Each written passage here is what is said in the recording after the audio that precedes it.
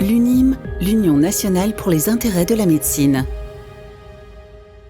Association indépendante, l'UNIM défend les intérêts des professionnels de la santé depuis plus de 40 ans et leur propose les meilleures conditions d'assurance professionnelle et privée à des tarifs privilégiés négociés avec son partenaire Allianz.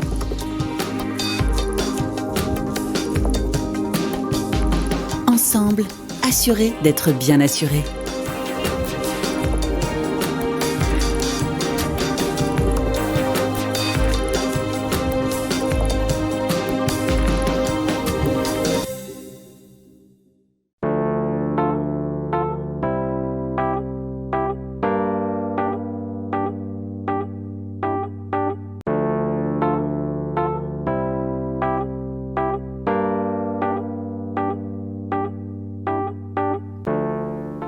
Bonsoir à tous, nous sommes ravis de vous retrouver pour ce nouveau Mardi de la Santé proposé par Clinique Médico-Sport en partenariat avec l'UNIM, toujours dans l'objectif de mettre en avant les phénomènes de marché qui bousculent la profession et qui tirent les kinés vers le haut. Alors notre volonté est toujours de vous accompagner dans le décryptage des enjeux pour mieux vous positionner et saisir les opportunités. Alors, lors des 2 précédentes émissions, nous nous sommes intéressés avec nos invités aux kinés entrepreneurs, à leurs appétences et leurs envies à travers la question de l'entrepreneuriat. Aujourd'hui, c'est aux maisons de santé que nous avons choisi de nous intéresser, un thème déjà abordé lors de la saison 1 des Mardis de la Santé UNIM, sous l'angle vous accompagner dans la création d'une maison de santé. Dans cette émission, nous avions beaucoup parlé des démarches, des envies, nous avions un petit peu théorisé.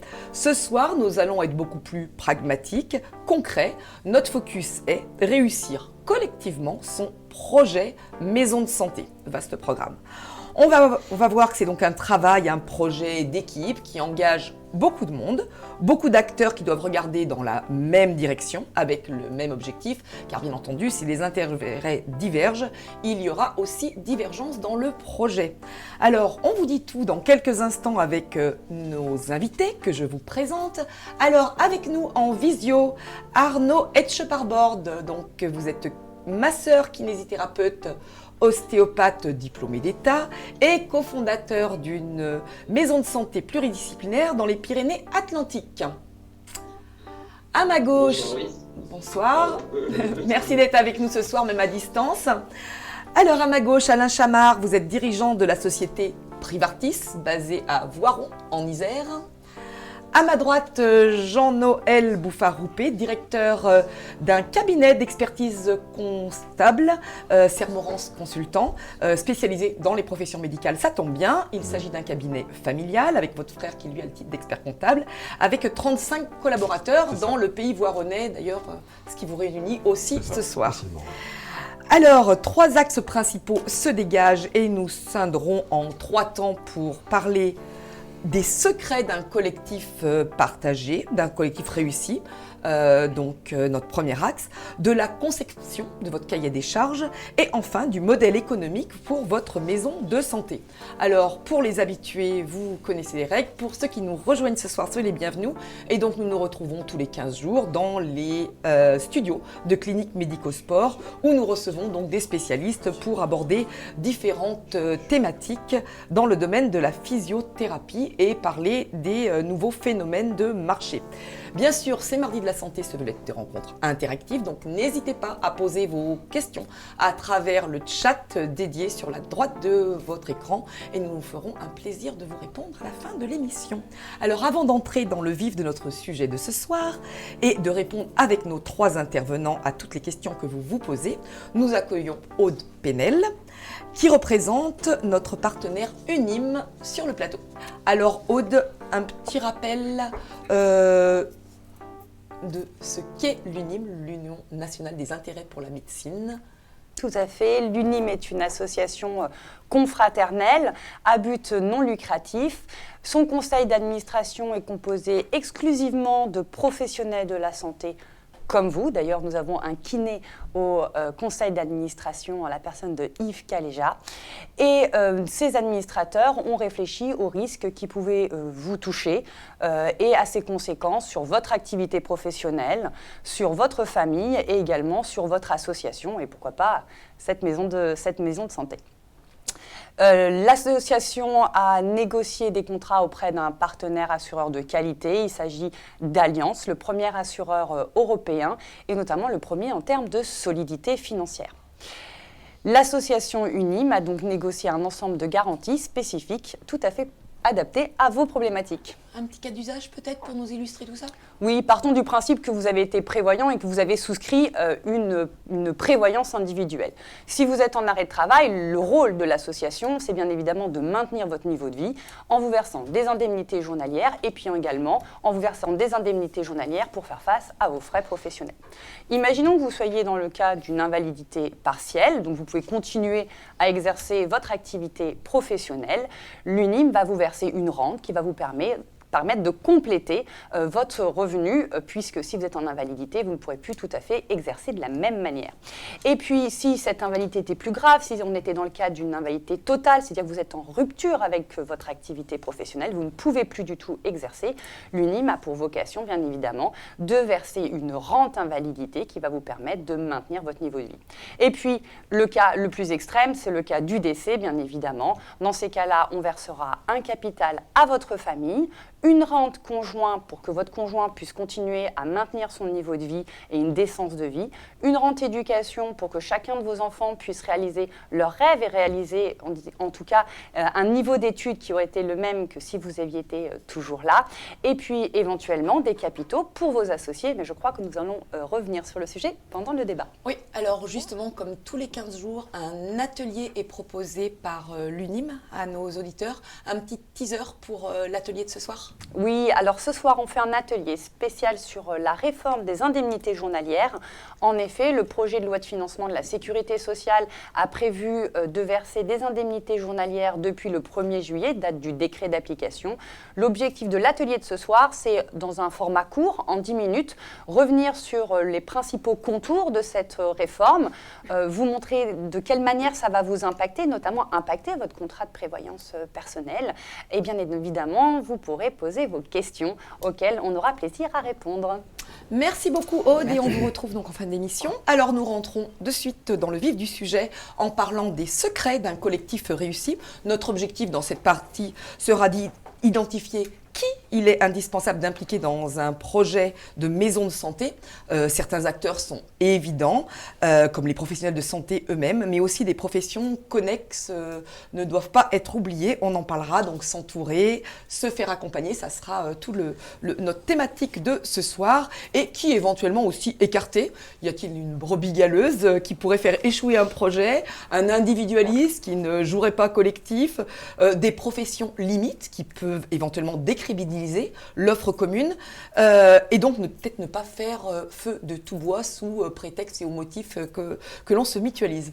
Alors pour cette première partie, ce premier sujet, ce premier axe, nous allons commencer par interroger le kiné présent avec nous à distance et qui a mené un projet de MSP.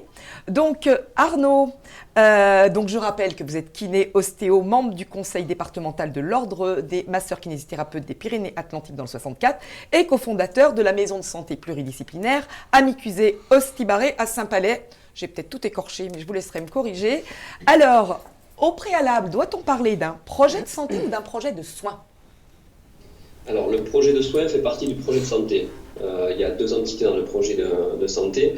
En fait, on parle de projet de soins et de projet de santé dans la mesure où on veut labelliser la maison de santé et être labellisé par l'ARS et rentrer en contrat avec l'ARS sur une certaine type de structure qui s'appelle les sociétés interprofessionnelles de soins ambulatoires.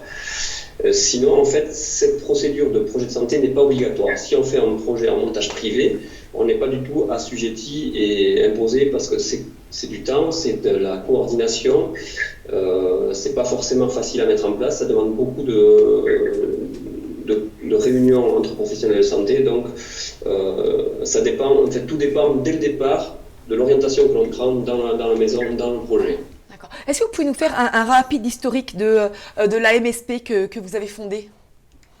Alors nous avons créé une association de professionnels en 2011 et nous avons ensuite labellisé notre maison de santé hors les murs en 2016 avec l'ARS et nous nous regroupons donc au sein d'une société interprofessionnelle de soins ambulatoires, une maison de santé hors les murs.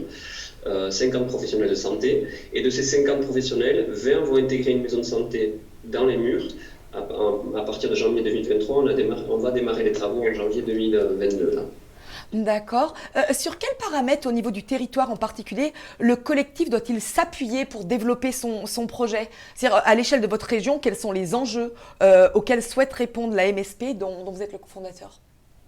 Mais en fait, on a lancé ce projet-là, je vous dis à partir de 2011, parce qu'on a eu le départ de plusieurs médecins à la retraite qui n'étaient pas renouvelés. On avait un gros déficit d'attractivité sur le territoire. On est sur un territoire très rural. C'est un petit peu le problème de la ruralité partout sur le territoire national. Et donc, on a du mal à recruter de jeunes praticiens. Alors que ce soit en kiné, mais aussi en tant que médecin, mais en kiné, c'était la même chose à l'époque. Et sur d'autres professions de santé, comme les orthophonistes, c'était la même chose. Donc, on a essayé de dynamiser, de créer une attractivité en se liant, en créant de la pluridisciplinarité, en augmentant les échanges interprofessionnels. Et donc, c'est pour ça qu'on a ensuite... L'ARS a proposé ces montages, donc on est rentré dans ces projets-là. Mais c'est surtout pour essayer de créer une attractivité professionnelle sur notre territoire. En fait. D'accord. Alors, à partir du projet de santé ou du projet de soins, comment s'entourer des bonnes personnes? Comment choisit-on, recrute-t-on les professionnels de santé qui constitueront l'équipe autour de soi? Alors, dès le départ, en fait, on ne peut pas imposer les choses aux praticiens, il faut vraiment que ça vienne de leur propre volonté. Il faut au départ qu'il y ait un leadership, qu'il y ait un groupe de professionnels qui se sentent la volonté de motiver les autres et de fédérer les autres. Alors, c'est pas dans les veines de tout le monde, mais il faut réussir à trouver les arguments pour fédérer les gens. Alors, ça demande beaucoup de patience, beaucoup de communication, de discussion, mais on y arrive. C'est plus facile en général avec des jeunes praticiens, on va dire, qu'avec des anciens, mais c'est pas tout le temps le cas. C'est plus compliqué pour d'anciens praticiens qui sont installés dans des pratiques individuelles, parce qu'on est dans des pratiques très individualistes dans nos professions, alors que dans nos cursus, on a l'habitude de travailler en équipe, en pluridisciplinaire, en hospitalier. C'est ça qui est assez particulier. Mais derrière, il faut vraiment une équipe fédératrice et qui va emboîter le pas, et derrière, en général, les gens viennent adhérer à ce projet. Merci beaucoup Arnaud. Alain Chamard, je me tourne vers vous. Donc, vous êtes le fondateur dirigeant de Privartis. Pouvez-vous nous expliquer dans un premier temps quel est le métier de Privartis et comment vous réagissez aux propos d'Arnaud de par votre expérience de réalisation de maisons de santé pluridisciplinaires? Alors bonsoir avant tous à tous.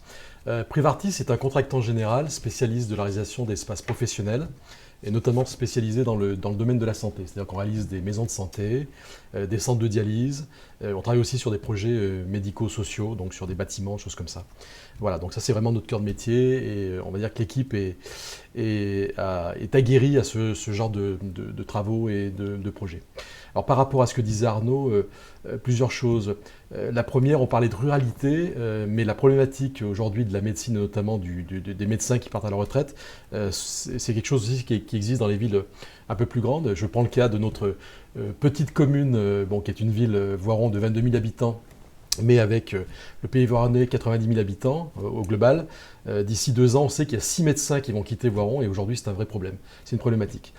Ça c'est le premier point. La deuxième chose, je dirais aussi que, bien en phase avec Arnaud, je pense qu'un projet de santé, je dis souvent à nos clients, les professionnels de santé avec lesquels on travaille, mieux vaut commencer par un projet de pôle santé, et ensuite de le transformer en MSP, maison de santé pluridisciplinaire. C'est-à-dire que c'est plus facile de commencer sur le projet, on va dire, classique, traditionnel, et puis ensuite de monter le programme autour de la santé pour avoir donc l'adhésion de l'ARS et passer sur un cap supplémentaire. Et puis dernier point aussi, où je suis toujours en phase avec Arnaud, c'est que sans leadership, s'il n'y a pas entre guillemets un patron qui va porter le projet aura du mal à sortir et à être réalisé. Ça c'est vraiment une problématique qui est importante. Et c'est vrai que c'est compliqué aussi, puisque professionnels de santé, vous avez souvent l'habitude de travailler de façon individuelle, ne serait-ce que dans le cursus, on va dire, scolaire ou médical. Et un projet de santé, c'est un projet qui va être collectif, qui va être commun. Donc c'est de partir d'un projet individuel à un projet collectif. Et ça, c'est souvent compliqué. Et encore une fois, sans leadership, le projet n'arrive pas à sortir. Alors, Jean-Noël Bouffaroupé, alors à quel moment d'un projet de MSP, l'expert comptable entre dans la danse? Alors, je rappelle que vous êtes directeur du cabinet d'expertise comptable Sermorance Consultant, qui est spécialisé dans les professions médicales. C'est ça. Du coup, nous, on accompagne beaucoup les professionnels de santé. On a monté pas mal de maisons de santé, notamment avec Alain, donc on travaille vraiment en binôme. Le professionnel de santé, d'abord, il vient dès qu'il a l'idée de vouloir se regrouper. Donc ça rejoint un peu Arnaud. D'abord, il faut avoir un collectif de personnes qui ont une envie de travailler ensemble. Et après, l'expert comptable, il intervient notamment sur l'aspect financier et investissement, de construire la maison de santé. Et donc là, on part sur l'investissement immobilier avec ces professionnels de santé, la construction un petit peu de tout ça, l'architecture. Donc on travaille dès le début du projet, on est là. Oui, on rappelle que le rôle de l'expert comptable ne se limite pas, comme on peut le croire parfois, uniquement à la comptabilité, mais qu'en fait, vous êtes beaucoup aussi dans le conseil et l'accompagnement. Oui, c'est ça. Mais non, l'expert comptable est vraiment à vocation d'être plus à côté de son client, dans le conseil, dans l'accompagnement.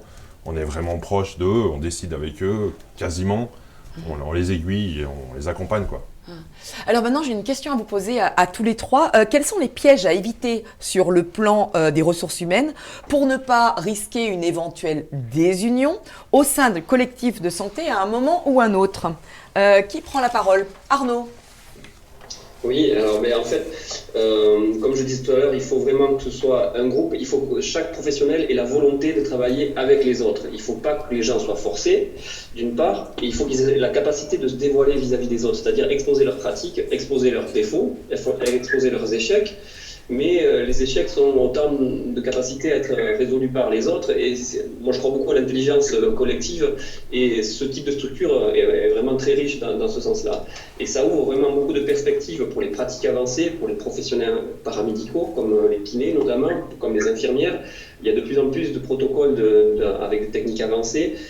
Pour les kinés, il y a des choses qui sont en train d'arriver avec des accès directs sans passer par le médecin généraliste, mais en déléguant une activité du médecin généraliste sur la prise en charge des entorses externes de la cheville, sur la prise en charge des lombalgiques. Donc il faut vraiment que les praticiens soient capables de s'ouvrir aux autres.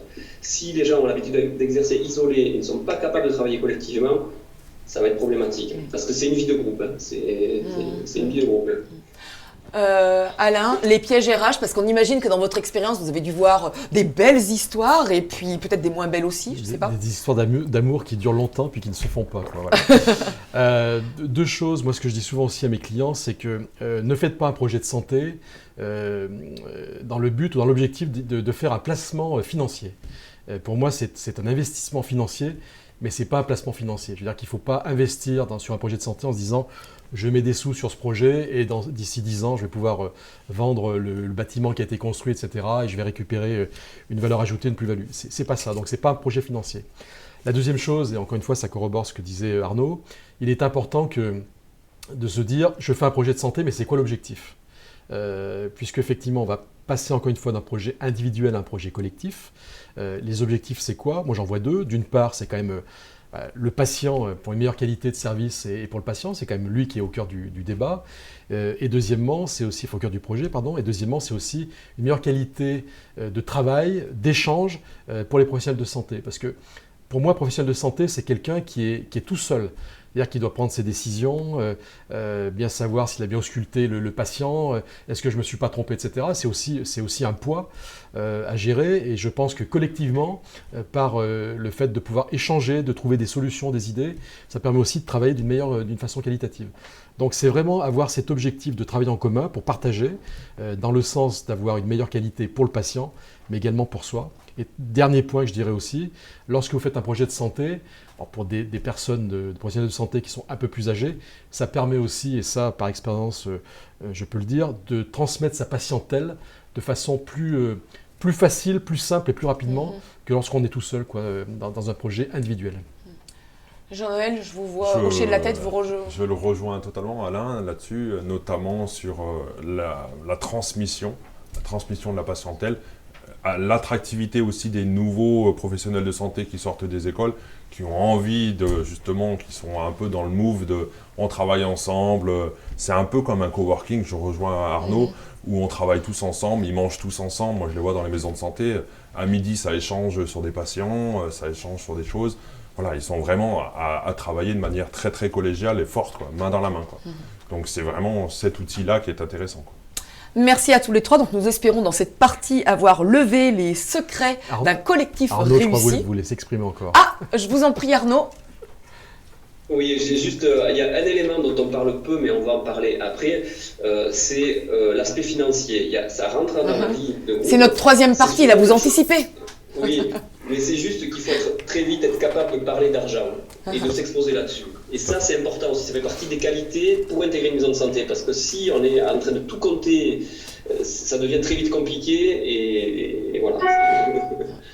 Et merci beaucoup, et c'est bien la raison pour laquelle nous avons un expert comptable, enfin un représentant d'un cabinet d'expertise comptable pour ces questions-là. Alors on rappelle en tout cas ici sur cette partie, sur ce collectif, rappeler l'importance de l'équilibre dans la composition humaine de l'équipe, dans la constitution des forces vives et des spécialités. Il faut la présence d'un leader, vous l'avez dit, c'est Alain qui l'a dit, pour gérer les décisions.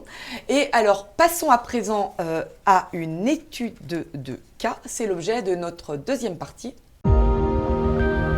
L'UNIM, l'Union nationale pour les intérêts de la médecine. Adhérer à l'UNIM, c'est bénéficier d'une offre conçue par des professionnels de la santé, pour des professionnels de la santé, avec des garanties spécifiques et exclusivement adaptées à leurs besoins. Prévoyance, complémentaire santé, assurance de prêt ou encore protection de l'exercice en groupe.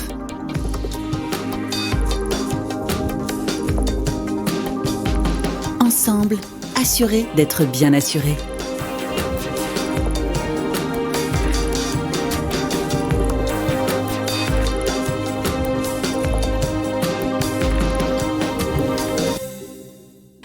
Passons donc à notre deuxième partie, concevoir votre cahier des charges. L'objectif va être de donner des clés de réussite, être très pragmatique et de pointer les pièges à éviter. Alors pour cette deuxième partie, ce deuxième sujet, c'est Alain Chamard, dont c'est le métier qui va être notre principal interlocuteur.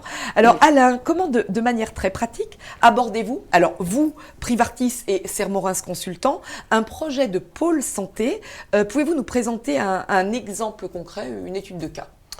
Alors, il y a plusieurs choses. La première, c'est effectivement lorsqu'on est contacté par un groupe de médecins ou de professionnels de santé, c'est déjà un peu qu'ils viennent nous exposer leur projet, ce qu'ils veulent faire. Voilà. Donc, ça, c'est bien évidemment le b.a.-ba.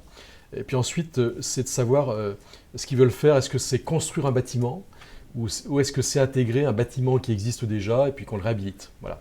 Donc ça, c'est le deuxième préambule. Alors après, est-ce que c'est du centre-ville? Est-ce qu'on va être en périphérie? Comment on s'organise autour de ça? Troisième point, nous, on fonctionne toujours sur ce qu'on fait une étude de faisabilité. C'est-à-dire, voilà, vous allez bâtir un projet. Si c'est du neuf, voilà les contraintes que vous allez avoir. Il faut trouver un terrain, il faut trouver du foncier. À partir de là, il faudra faire un permis de construire. Quelle typologie de professionnels de santé vont être présents dans ce projet-là? Comment on l'organise, etc., etc. Ou alors, est-ce que c'est un projet déjà dans un bâtiment existant? Pareil, on fait une étude de faisabilité en disant voilà les superficies, voilà ce qui peut être fait, voilà ce qu'on peut réaliser. À partir de là, on fait une enveloppe financière, on essaye de ne rien oublier, l'achat du terrain ou des locaux qui existent, le coût des travaux, les différents services qui vont tourner autour, les études techniques, etc. etc. Et c'est là qu'on fait intervenir Jean-Noël, donc sur la partie comptable.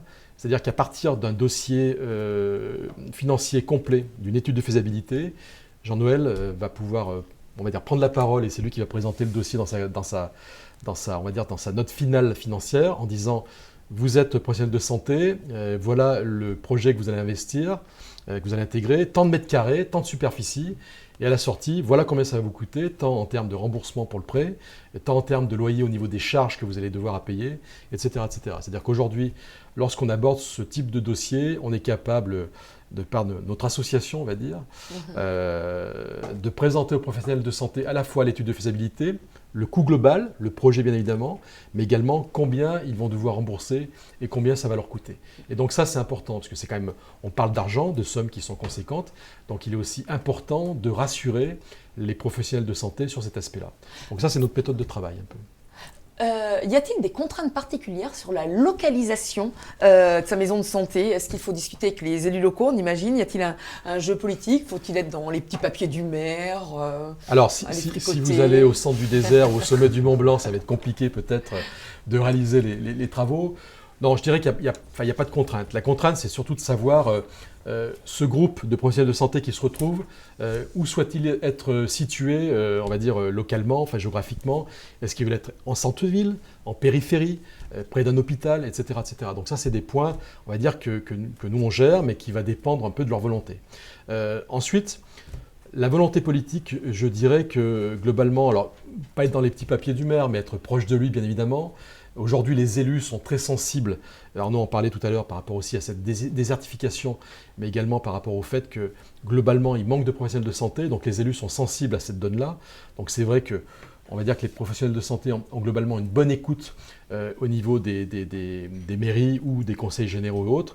C'est vrai aussi que la Covid a accéléré cette chose-là. Donc aujourd'hui, globalement, il ne s'agit pas d'être dans les petits papiers du maire, mais que les mairies aident et essayent de trouver des solutions qui permettent de réussir son projet. Alors, solutions, elles peuvent être ou financières, mais également trouver des locaux, ou également trouver du terrain, donc du foncier, qui permettent de réaliser le projet. Donc voilà un petit peu comment les choses s'articulent en règle générale. Merci beaucoup. Arnaud, alors justement, vous depuis 2 ans, vous êtes dans une MSP hors les murs. Parlez-nous un petit peu justement de cette problématique de la localisation par rapport au cas particulier de la région où vous vous trouvez. Alors effectivement, donc, pour le moment, on est donc les 50 professionnels éclatés sur un large territoire. Donc 20 vont intégrer une maison dans peu de temps. Effectivement, si on est tous sous un toit, sous un même toit, ça facilite la communication et c'est beaucoup plus simple. Là, l'histoire territoriale faisait on est resté sur ce schéma-là pour le moment, mais pour une partie dont je fais partie, on va rentrer sous un même toit.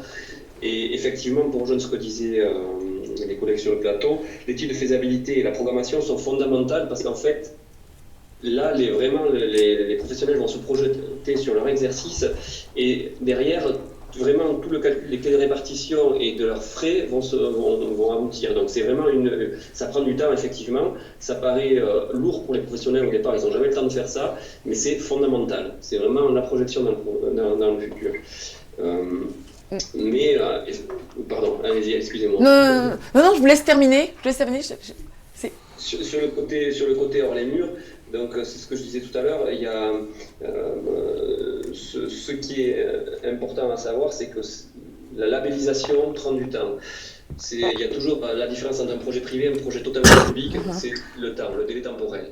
Il y a des leviers qui permettent d'aller plus vite, comme les professionnels qui sont autour de la table, qui vous permettent de faire gagner du temps. Nous, on a perdu du temps, entre guillemets. On n'est pas tombé dans un jeu politique local. On a dû changer le terrain parce que le maire précédent ne voulait pas. Donc, on est tombé dans ces rouages-là. On a perdu 2 ans. Il y a eu la création de la communauté de rémunération avec la récupération de ces compétences-là qui nous a retardé d'une année de plus. Donc, l'aspect public n'est pas un gain de temps, évidemment. Alain, pour vous, c'est un petit peu du petit lait de dire qu'il faut s'entourer de professionnels pour aller plus vite et pas perdre de temps en fonction justement des passages des élus. Alors tout à fait, donc ça c'est important, c'est pour ça qu'on distribuera nos cartes à la fin de l'interview. Oui, bien évidemment, il faut s'entourer de professionnels, de gens qui connaissent un peu ce type de métier, ce type de projet, bien évidemment, d'où avoir des bonnes personnes au niveau juridique, au niveau comptable, et également au niveau de la construction. Comme je dis souvent, chez nous, ça s'appelle un chantier. Donc un chantier, le terme est assez précis, donc c'est pas toujours facile. Il peut y avoir quelques complications. L'objectif, justement, c'est de rassurer encore une fois nos clients et donc les professionnels de santé pour les accompagner tout au long du processus pour que le projet soit réussi. Alors, quelles décisions clés il faut prendre dès le début du projet? Alors, par rapport, je sais pas, au dimensionnement, au nombre de salles, tout ça, donc vraiment sur les aspects immobiliers. Alors, pour moi, il y a plusieurs choses. Au départ, la chose qui est importante, c'est de savoir la typologie des professionnels de santé qui vont être présents dans le projet. Exemple concret, aujourd'hui, bien souvent les médecins ont un secrétariat pour leurs patients. Donc s'il y a beaucoup de médecins, suivant on va dire les plans qu'on va réaliser pour le projet, on va positionner la partie secrétariat à tel ou tel endroit de la maison de santé pour que par exemple les autres professionnels de santé qui eux n'ont pas de secrétariat ne soient pas, alors je ne vais pas dire pollués, mais ne soient pas gênés par cette organisation. C'est important aussi pour le patient lorsqu'il rentre dans la maison de santé que tout de suite il sache vers qui se diriger et comment. Si vous avez une maison de santé et que vous avez beaucoup de médecins et qu'il n'y a que les médecins qui ont donc le secrétariat et qu'on met le secrétariat à l'entrée, les autres professionnels qui peuvent être kinés ou podologues ou sophrologues ou je ne sais pas, lorsque les patients vont arriver, ils vont naturellement se tourner vers le secrétariat qui appartient entre guillemets aux médecins. Donc ça c'est quelque chose qui est important encore une fois dans l'étude technique qui va être réalisée, l'étude de faisabilité, c'est de savoir qui compose la typologie du pôle santé pour qu'on puisse ensuite faire l'organisation qui en découle. Ça peut être aussi 2 salles d'attente un peu différentes, etc. Donc ça, c'est quelque chose qui est important. Et puis ensuite, en fonction de la typologie, on sait notamment que les kinés ont besoin de mètres carrés. Donc là aussi, ça va permettre de travailler le projet de façon différente. Les infirmières, ça peut être aussi différent. Bien souvent, les infirmières ont ce qu'on appelle un bureau de passage. Elles ne sont pas de façon régulière dans la maison de santé. Donc le bureau va être plus petit. S'il y a une podologue, elle va avoir besoin d'un atelier aussi pour les semelles. Donc tout ça, c'est des choses que nous, on sait gérer. Mais encore une fois, c'est pour moi de connaître le groupe de personnes qui va constituer ce pôle santé. Et puis une deuxième chose qui pour moi aussi me semble importante et intéressante, quand c'est possible, c'est de prévoir aussi des modifications et notamment quelque chose qui soit modulable. Ce qui est vrai aujourd'hui pourra peut-être changer par la suite. Donc il est important que des choses soient modulaires au niveau de la construction, de voir si on peut faire une salle différente, si on peut faire par la suite une extension, etc. etc. Il ne faut pas que ce soit un projet qui soit figé, mais qui permette effectivement à l'ensemble des professionnels de santé de se retrouver à l'intérieur, puisqu'on sait aussi que comme dans la vie de toute entreprise, il y aura des arrivées nouvelles, des départs, etc. Donc il faut que les choses soient modulables. Mais encore une fois, je le répète, c'est qui fait partie du projet, quelle typologie, pour qu'on puisse adapter les mètres carrés en fonction de ça. Et juste pour rebondir sur ce qu'Arnaud a dit, quels sont les pièges à éviter justement pour éviter que le chantier prenne du retard et pour que le gigot bitume soit cuit au bon moment ? Alors, les pièges, je veux dire, il n'y a pas de règle. Encore une fois, il faut bien déterminer le projet dès le départ. Nous, ce qu'on fait, on fait 2 choses. Bien évidemment, on fait l'étude de faisabilité et on réalise le projet dans sa globalité. Mais ensuite, on voit individuellement chacun des praticiens et des professionnels de santé, puisque les besoins des uns et des autres sont un peu différents. Donc ça peut être, j'ai besoin de 10 prises RJ45, j'ai besoin d'une lumière qui soit modulable, etc. etc. Donc c'est vraiment les choses qu'il faut caler dès le départ pour que d'une part, les professionnels de santé se sentent à l'aise dans le projet, et puis que ce projet aussi soit, comme je le disais, évolutif. Voilà, donc c'est vraiment notre rôle de bien caler les choses dès le départ. C'est un peu comme tout, un dossier, un chantier bien préparé, c'est un chantier qui marche bien et qui réussit. C'est pour ça qu'on a besoin aussi de faire des études dès le départ, chose que les professionnels des fois ne comprennent pas en disant mais il y a des études à faire, c'est trop long ou ça coûte de l'argent, oui. Mais je pense qu'il y a un proverbe qui dit il faut semer pour récolter. Donc il est important, encore une fois, de bien préparer les études, de bien finir le dossier. Et le temps qu'on risque peut-être de perdre un peu au départ, on est sûr de le retrouver à la fin, quoi. Merci beaucoup. Alors, question financière, je vais m'adresser à vous, Jean-Noël. Quel type de financement, alors aide publique ou source privée, peut-on obtenir pour le montage du projet ? C'est aussi une question qui vous concernera, Arnaud, puisque j'imagine que vous avez fait... Jean-Noël, je vous laisse... Alors, tout dépend en fait du projet. Tout dépend du projet, tout dépend des professionnels, tout dépend ce qu'on veut y faire. Si on veut y partir sur une maison de santé hors mur, comme Arnaud en parle, ou sur une CISA, tout dépend du projet. Si on veut faire simplement un investissement immobilier en regroupant des professionnels de santé, on n'est pas obligé d'aller chercher des subventions auprès du département ou de la région qui ont des modalités et des critères d'obtention qui peuvent être difficiles à avoir ou lourds à mettre en place. C'est-à-dire est-ce qu'il faut faire une MSP pour toucher les aides de l'État selon... C'est ça. C'est qu'il faut qu'on crée une MSP pour avoir une aide du département, il faut créer une CISA pour avoir des aides de la région. Donc tout ça, ça peut être fait après, a posteriori. On n'est pas obligé de partir là-dessus dès le départ. On peut construire le projet, c'est ce qu'on fait avec Alain généralement quand on présente nos projets. Il présente sa faisabilité, ses coûts. Moi, je vais y mettre chaque bonhomme dans chaque case. Voilà combien toi tu payeras de loyer, toi infirmière, toi kiné, vous kiné avec balnéo, sans balnéo, voilà combien ça va coûter à chacun dans votre propre BNC. Qu'est-ce que ça va du coup avoir comme incidence sur vos revenus à vous? Qu'est-ce qu'il va falloir produire comme plus d'activités pour pouvoir financer tout ça? Voilà, tout ça, on rentre dans le détail, les charges, la répartition de la secrétaire en commun, de la femme de ménage en commun, de l'internet en commun, pour essayer de réduire un peu ses coûts. On rentre dans ce détail et c'est vraiment le début du lancement du projet. Il part par là, une fois que tout le monde a bien assimilé son coût à chacun et est d'accord là-dessus, et ben après ça part, quoi. Et ça part et on va venir diminuer. Et ben si on allait chercher cette subvention parce qu'on a besoin de faire ça, est-ce que vous êtes prêts à mettre en place toutes ces choses pour aller chercher ces aides de l'État, quoi. Arnaud, ça s'est passé comment pour vous? Vous êtes allé justement chercher des aides, ça s'est fait... Oui, en fait, le fait de valider le projet de santé auprès de l'ARS permet donc de monter une CISA et d'avoir accès à certains subventionnements. Nous, au départ, on a hésité entre un projet privé ou public. À l'époque, on n'avait pas de promoteur qui était intéressé. On s'est très bien organisé là-dessus. On est parti sur une maîtrise d'ouvrage portée par la communauté d'agglomération. Donc nous serons locataires. Donc tout dépend au départ, ce que me disait M. Chamard, tout dépend quel est le projet des gens qui sont dans la maison de santé. Est-ce que c'est de l'investissement immobilier? Est-ce qu'ils veulent accéder à la propriété? Est-ce qu'ils veulent rester locataires? Dans ces cas-là, on n'est pas sur les mêmes coûts de fonctionnement. Et il faut parler de ces coûts de fonctionnement très tôt dans le projet. Et c'est important de se dévoiler là-dessus parce que ça crée sinon, ça cristallise des choses qui peuvent être vraiment problématiques dans l'équipe. Donc il faut vraiment être à l'aise avec l'argent, à l'aise avec ses frais. Quelqu'un l'a dit tout à fait justement tout à l'heure, un fonctionnement d'une infirmière n'est pas du tout le même qu'un kiné. Les clés de répartition ne sont pas les mêmes. Pour les kinés, en général, on est souvent lésés parce qu'en fait, les clés de répartition sont liées à la surface. On a de gros plateaux techniques avec beaucoup de surface, donc on est souvent lésés de ce côté-là. Donc il faut faire des concessions, réussir à trouver des clés de répartition sur les autres charges sur lesquelles on puisse se rattraper. Et voilà, ça demande des discussions et c'est vraiment, ces choses-là sont très très importantes avec la faisabilité et la programmation initiale. Chaque étape a son intérêt, mais vraiment ces étapes initiales sont très très importantes pour le bon fonctionnement après. Merci. Alors là, on a beaucoup parlé de finances. Est-ce qu'on peut dire 2 mots sur la démarche qualité avant de passer à notre troisième et dernière partie? Démarche qualité, qui prend la parole? Alain, peut-être? Alors, démarche qualité, je dirais qu'aujourd'hui... moi, je vois 2 choses importantes. C'est que d'une part, démarche qualité pour le patient, c'est quand même aussi, encore une fois, lui qui est au cœur du projet du recteur, hein, me semble-t-il. Donc c'est vrai qu'aujourd'hui, un patient qui va dans une maison de santé, c'est qu'il va trouver les différentes typologies de professions libérales qui vont pouvoir s'occuper de lui.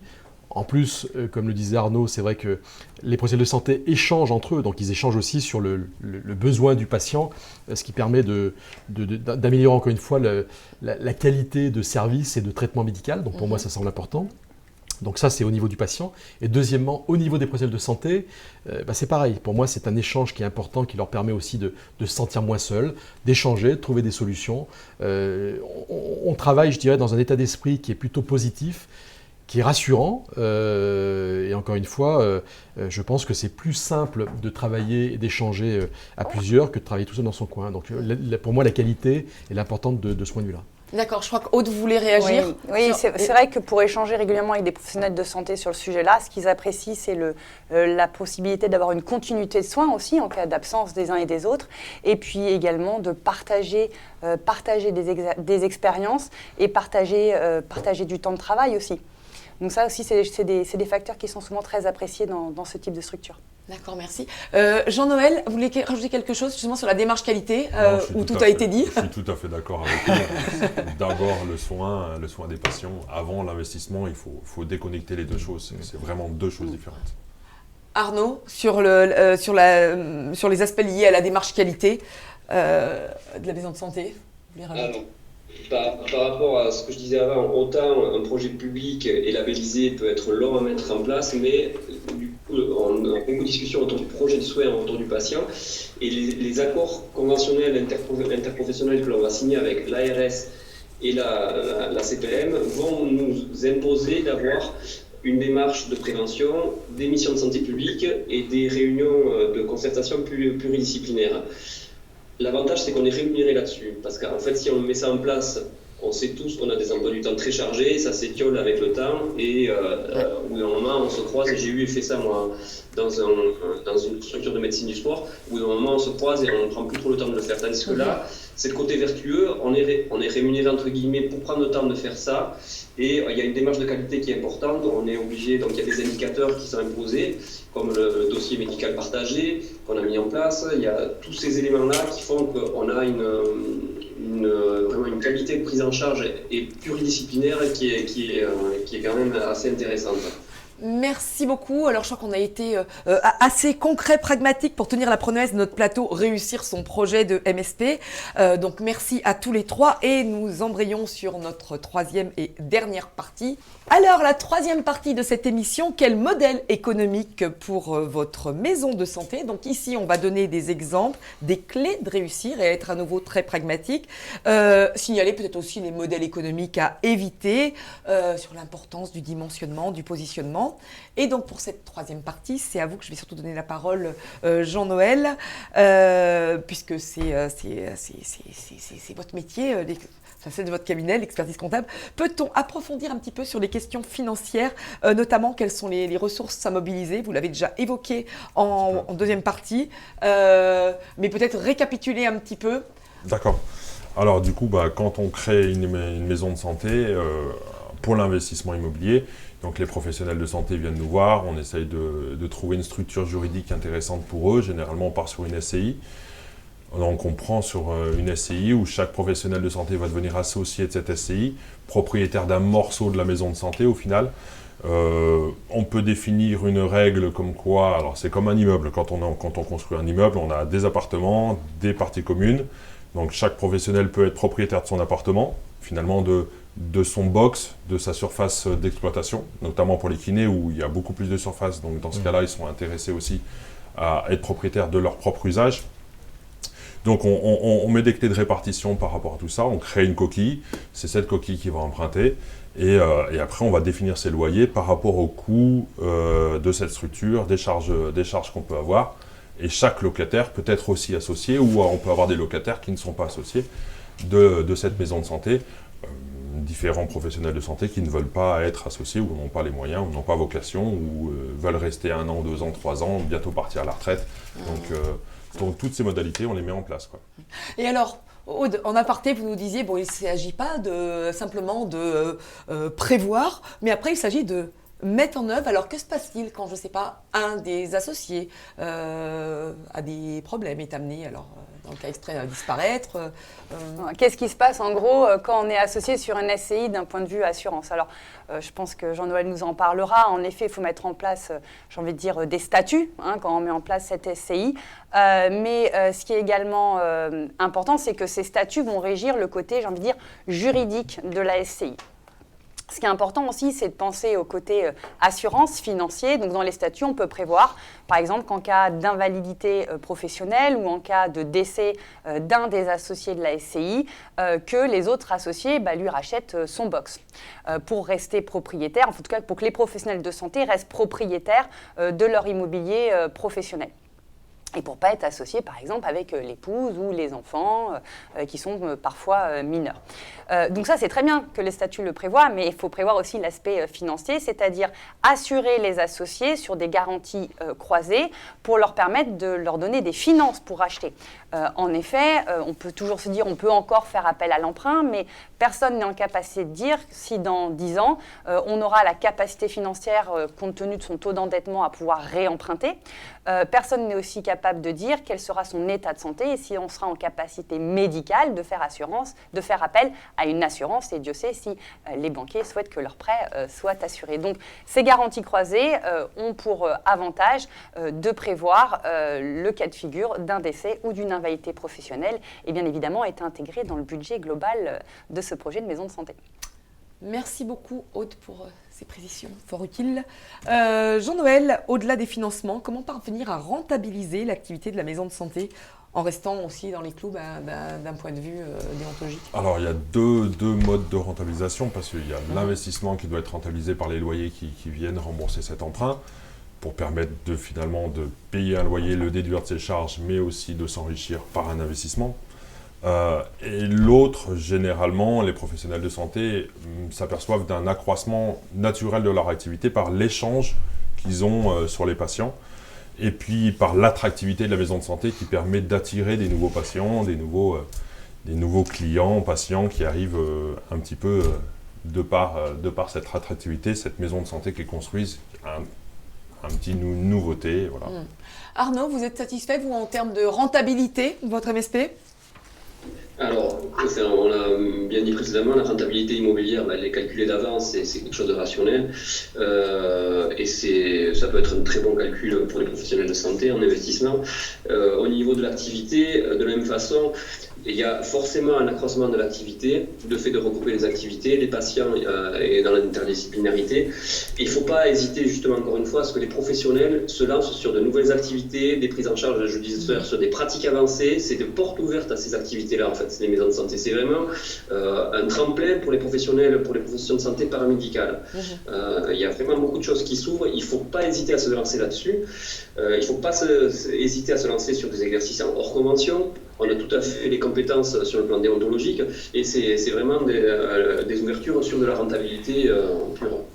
Merci. Et Jean-Noël, quelles sont les limites fixées par le gouvernement pour le financement public? C'est-à-dire, est-ce qu'il y a des obligations fixées par la sécurité sociale et à partir de quel stade est-il plus pertinent d'envisager l'option d'un financement exclusivement privé? Enfin, tout dépend du coût du financement, du coût du projet. Si le projet rentre dans les clous et peut pratiquer des loyers modérés tout à fait convenables par rapport aux praticiens ou aux loyers actuels du marché, pas forcément, on n'est pas l'obligation d'aller chercher des subventions. Après, s'il y a vraiment un projet, mais là on est dans le projet de santé, donc ça c'est vraiment Arnaud qui le maîtrise bien, sur un projet collectif, de travail collectif, donc là on peut aller chercher des subventions auprès du département de la région. Qui viennent alléger le coût d'investissement de cette maison de santé. Pour moi, c'est totalement déconnecté du projet. Je fais un projet d'investissement et un projet de travail. D'accord. Alors, on n'a plus énormément de temps, mais est-ce que vous pouvez nous rappeler les règles d'or en termes de gestion comptable pour une telle structure? C'est important, en 30 secondes. Alors, généralement, la SCI, donc, quand on fait une SCI, on lui donne le rôle un peu de syndic. Donc, c'est elle qui va financer toutes les charges qu'il peut y avoir au sein de la maison de santé. La femme de ménage, les nettoyages, l'entretien de l'ascenseur s'il y a un ascenseur, les espaces verts. Tout ça va être financé par la SCI et répercuté en fonction des charges, avec des acomptes de charges, et on fait des réévaluations en fin d'année. Donc, cette coquille-là, elle permet justement de regrouper les moyens, de faire des économies d'échelle, surtout aussi, quand on va prendre un abonnement Internet ou on va mettre la fibre, pour l'ensemble de la maison de santé, c'est beaucoup moins cher que si chacun prenait sa fibre individuellement. Donc, par exemple. Voilà, par exemple. Donc voilà, c'est la force de la maison de santé, elle est là. En fait, vous vous servez de la SCI comme d'une SCM. Comme d'une SCM, oui, si elle touche la globalité des professionnels. Après, au sein de la maison de santé, on peut avoir une SCM que pour les médecins, où on va y mettre la secrétaire, une SCM que pour les kinés, s'ils ont par exemple une balnéo, donc cette SCM des kinés, elle va financer tout le coût de la balnéo, l'entretien de la balnéo. Donc on a une grosse coquille, et puis on peut avoir plein de petites coquilles à l'intérieur. Voilà. Est-ce qu'on peut terminer cette partie en vous demandant à tous de rappeler l'importance, alors je pense qu'on l'a vraiment compris avec ce que vous avez raconté, l'importance de s'entourer des bonnes personnes, c'est-à-dire d'un coordinateur de la maison de santé, d'un expert comptable spécialisé. D'un assureur spécialisé. D'un assureur spécialisé. Tout à fait, oui, tout à fait. On est tous d'accord qu'il faut tous travailler main dans la main. Tel projet ne peut pas se faire individuellement. L'inconvénient de cette profession, c'est que les professionnels de santé sont naturellement à vocation à travailler seuls dans leur coin. Et là, on leur demande, on leur propose de venir travailler main dans la main. Chose qu'ils n'ont pas l'habitude de faire, c'est pas dans leur gène. Et donc, il faut essayer d'articuler tout ça par des assureurs, par des banquiers, par des constructeurs. L'expert comptable aussi est là. L'avocat, le notaire aussi peut être présent. Et tous ensemble, on va construire ce beau projet, quoi. Merci beaucoup. Donc, il est l'heure de faire un petit tour de table de conclusion. Le temps passe décidément trop vite avec vous. Alain Chamard, votre message de conclusion et donc à travers l'expérience que vous avez pu mener avec les SMS. Alors 2 choses pour compléter ce qu'ont dit mes 2 collègues présents sur le plateau. C'est vrai qu'aujourd'hui, quand on est malade, on va voir le généraliste et s'il y a quelque chose qui est plus grave, on va voir le spécialiste. Donc forcément, quand on va voir le spécialiste, vous, professionnels de santé, venez voir aussi les spécialistes qui savent faire l'assurance, la comptabilité, le financement et les travaux. Donc ça, c'est une règle pour moi qui est importante. La deuxième chose, je pense que l'avenir de la santé dans les années qui viennent, et notamment encore une fois on l'a vécu avec cette crise de la Covid, va vers des regroupements de pôles de santé, des maisons de santé. Donc ça c'est important, et notamment au niveau des jeunes générations, des jeunes médecins, mais également des femmes médecins ou des femmes kinés, des femmes professionnelles de santé, qui ont aussi des enfants à élever, etc. Donc c'est normal. La vie évolue, la société change, donc je pense qu'on va vers ce paradigme qui va évoluer dans les années qui viennent. Comme l'a dit Jean-Noël, c'est vrai qu'on part d'une culture individuelle, scolaire, médicale, à un regroupement qui est collectif. Donc le challenge, il est à ce niveau-là et il faut vraiment un bon leader et des bons professionnels. Donc j'espère nous en partie pour pouvoir vous accompagner sur ce type de projet. Merci Alain, en tout cas vous nous avez convaincus. J'espère que vous avez prévu votre stock de cartes de visite à distribuer. Pas de souci. Arnaud, votre mot de conclusion à l'issue de ce plateau? Je vais rejoindre ce qui a été dit. D'une part, il faut une équipe déjà structurée et capable d'avancer ensemble. Il faut être capable de prendre le temps de vraiment mettre cartes sur table à tout point de vue, au niveau professionnel, au niveau financier. Encore une fois, je le répète, ça cristallise souvent des situations.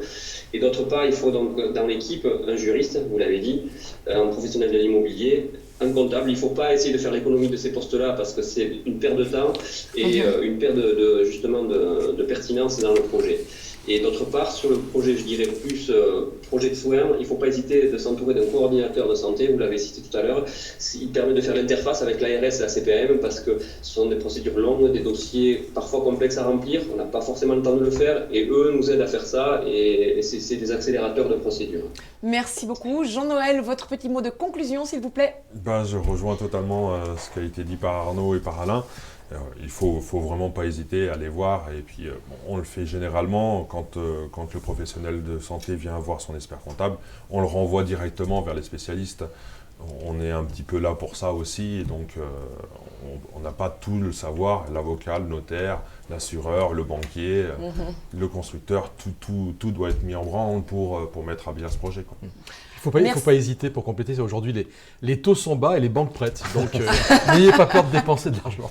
Tout à fait. Alors, au cours de notre table ronde, réussir collectivement son projet de maison de santé, nous avons pu voir que la réussite d'une maison de santé n'est pas un phénomène automatique. Certains projets peuvent être voués à l'échec à cause de décisions hasardeuses. Et il est donc capital de réfléchir avec d'autres en amont au cahier des charges générales pour prévenir toute perte de temps et d'argent. S'entourer des bonnes personnes, on l'a dit, sur le plan médical et gestion, répondre aux vraies problématiques de santé locale, opter pour les bons financements. Enfin, on n'insistera jamais assez sur l'importance du collectif, ne pas partir seul ou en petit comité dans ce type de projet, mais réussir la philosophie collective du projet, bien orienter l'approche médicale, le casting, l'animation. Donc, définir le cahier des charges comme une carte maîtresse, bien choisir le modèle économique en faisant appel à la bonne expertise. Il me reste à présent à vous remercier tous les trois, nos intervenants, donc, pour votre participation, ainsi que vous, auditeurs, l'équipe Clinique Médico-Sport et notre partenaire l'UNIM, représenté dignement par Aude sur ce plateau, ainsi que la société de production Ouvrez l'œil, je l'ai bien dit cette fois. Cette soirée visait à décrypter ensemble avec nos invités les enjeux pour vous donner les clés de compréhension pour passer à l'action. Alors, dans 15 jours, nous nous retrouvons donc le 16 novembre pour un nouveau mardi de la santé consacré à l'émergence des thérapeutes pilotes. Mais la soirée n'est pas terminée. Vous pouvez à présent rejoindre l'atelier qui vous est proposé par les équipes de l'UNIM. Et donc, un petit rappel, Aude, rapidement sur cet atelier? Oui, vous allez retrouver un atelier animé par l'association UNIM, l'Union nationale pour les intérêts de la médecine. L'objectif est de refaire un point ensemble sur la réforme du projet de loi de financement de la sécurité sociale dont le décret d'application est passé au 1er juillet de cette année et qui va prévoir des indemnités journalières qui vont être versées entre 3 et 90 jours par la sécurité sociale. Ça va donc directement vous impacter en tant que professionnel de santé. Et donc, on vous refait le point rapidement sur le sujet et bien évidemment, on répond à toutes vos questions. Merci beaucoup d'Aude, merci beaucoup à tous. Restez connectés et bonne soirée, à la prochaine. L'UNIM, l'Union nationale pour les intérêts de la médecine. Les adhérents de l'UNIM bénéficient également d'un bouquet de services innovants, parmi lesquels une garantie d'assistance et de services très complète, ainsi qu'une protection juridique vie privée, vie professionnelle. Ensemble, assurés d'être bien assurés.